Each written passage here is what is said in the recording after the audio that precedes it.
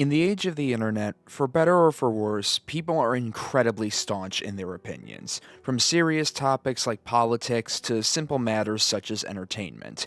And very rarely will those stances fluctuate, whether it be out of personal pride or just a true ironclad belief in your viewpoint. But personally, I've always found it very important to be willing to challenge your views and see if they will change with new info or experiences, whether it be as grand as how you approach life to something as innocuous yet meaningful like how you feel about a book, a movie, or even a video game. Sometimes returning to a piece of media can open up a whole new world to you. You just need to take a second look.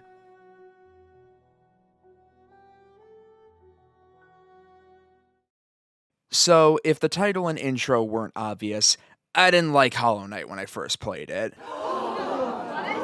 What the fuck is wrong with you? Yes, I know, I would have waterboarded old me too. I can't exactly remember when I first attempted to play the game, but I do know it predated the pandemic, so around 2018 or 2019. I knew of the game's incredibly beloved status and that it was one of the most highly regarded titles of the past several years. And of course, being a big Metroid fan, I was always up for trying a brand new lauded Metroidvania. However, when I did finally begin my first playthrough, something just wasn't clicking. I didn't particularly enjoy the movement, the opening area was incredibly drab and uninteresting to me, I was getting lost very easily, with those frustrations only compounded by the strange and roundabout map system, and upon beating the first boss, I just felt little reason to continue playing. I didn't despise the game. It wasn't like, yes, you are all wrong, this game is fucking dog shit, and you all have the taste of trash. No, not like that. But there was nothing about the game that was truly pulling me in, so I put it down and just felt there was nothing more to gain from it. But as the years went on, I kept seeing more and more people raving about it, talking about how Hollow Knight was one of the greatest games of all time. It was breaking record after record, and I could only sit back and question what was everyone else seeing in the title that I wasn't. I knew I had only gotten an hour or so in, but I also knew nothing I saw was impressing me. So, at a later date, I gave the game another shot, and the exact same thing happened. Bored by the first area, hating the map system, like it frustrated me even worse the second time, feeling unengaged due to the very minimalistic storytelling, and once again, just feeling no need to keep pushing onward, especially when I knew there were other Metroidvanias I had played before that I fell in love with almost immediately, and would find others like that later on. Titles like Metroid Fusion and Cave Story became some of my all-time favorites off rip, and I was enthralled with them from start to finish. And as the years passed, I played more titles in the genre that immediately stuck with me. Several Castlevania games, The Messenger, Shantae and the Pirate's Curse, Metroid, Dread. That's why he's the GOAT! The GOAT!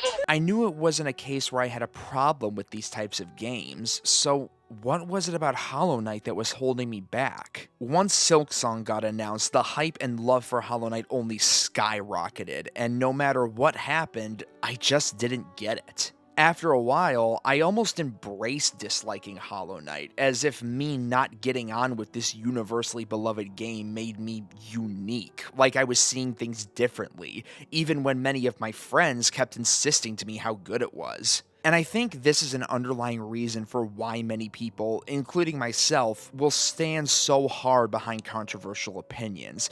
The contrarianism makes us feel like we have some special viewpoint or can see things that other people can't. One only need look at how much negative video essays on beloved games are propped up to see this in action.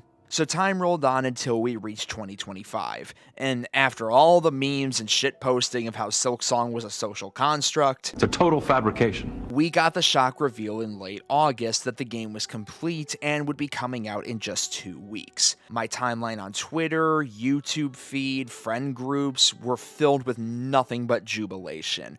And I was happy for them. Even with all the jokes I had made at Silksong's expense, I knew how much it meant for so many people to see such a long-awaited game finally come to fruition. Lord knows I've been there.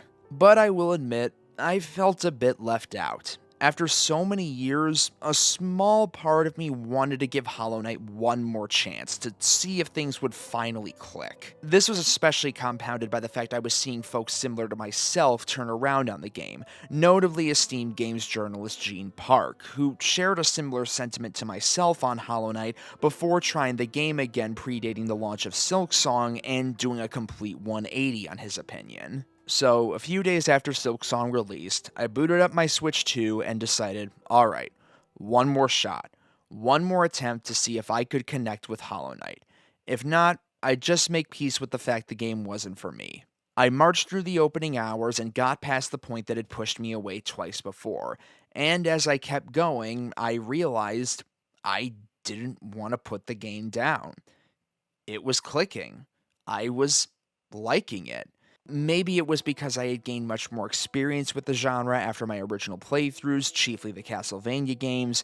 Maybe I had grown a greater tolerance for powering through segments I didn't enjoy, or maybe it was as simple as my tastes changing with age. It had been 6 years after all. I'm dying, dude! But whatever it was, I got completely hooked on Hollow Knight and did almost everything in the game, getting 105% by the time my playthrough concluded, and it's gone from one of my most contrarian game stances to a personal favorite among all Metroidvanias I've played. However, by the time I beat the final boss, it got me thinking, this wasn't the only time this had happened for me.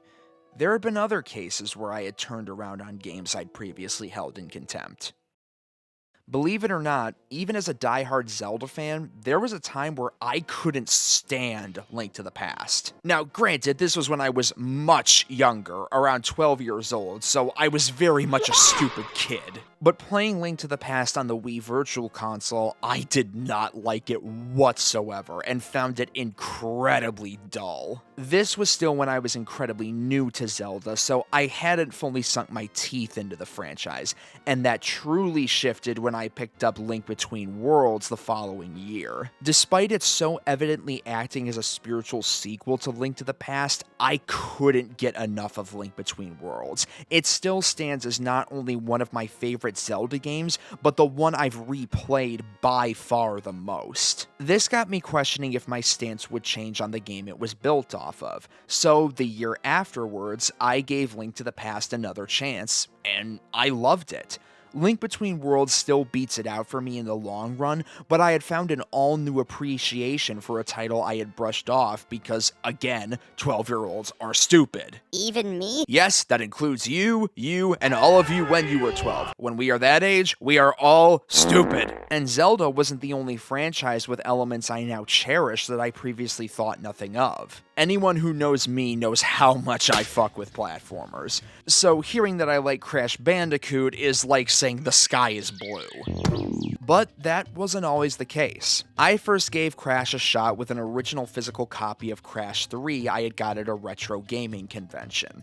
I had always heard how amazing the early games in the franchise were from YouTubers, and now with my own money, I had the chance to give them a try, picking up 3 just because I had always heard it was the best one. But upon playing it, I remember questioning when it was gonna get good, and upon getting exactly halfway through the game, like deadass I got exactly to the halfway point in the level numbers, I got bored and put it down, feeling that maybe it wasn't working for me since I didn't grow up with it. It's not uncommon to have a special love for a game or series if it's from your childhood compared to if you experience it in your teens or adulthood. Then, sometime later, the Insane trilogy was brought to Switch, and with me having some spending money, I decided to pick it up to support the franchise in hopes of it getting more games for the people who liked it, which then got me to try Crash 1 in the remake trilogy. I enjoyed it a bit more than my original playthrough of Crash 3. Like, I could see it. I could see the click in the distance, but it wasn't there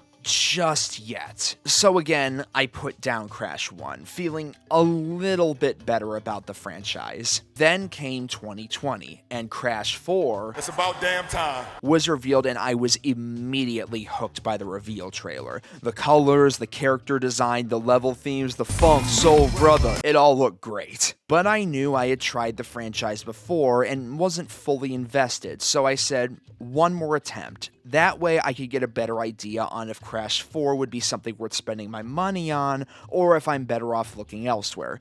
And lo and behold, I blaze through the entire trilogy and pre-order Crash 4 right after and proceed to blast through that entire game as well, and now they won't make a new one because we can't have nice things. Go fuck yourself! So, what exactly is the point of me making this video and telling these stories?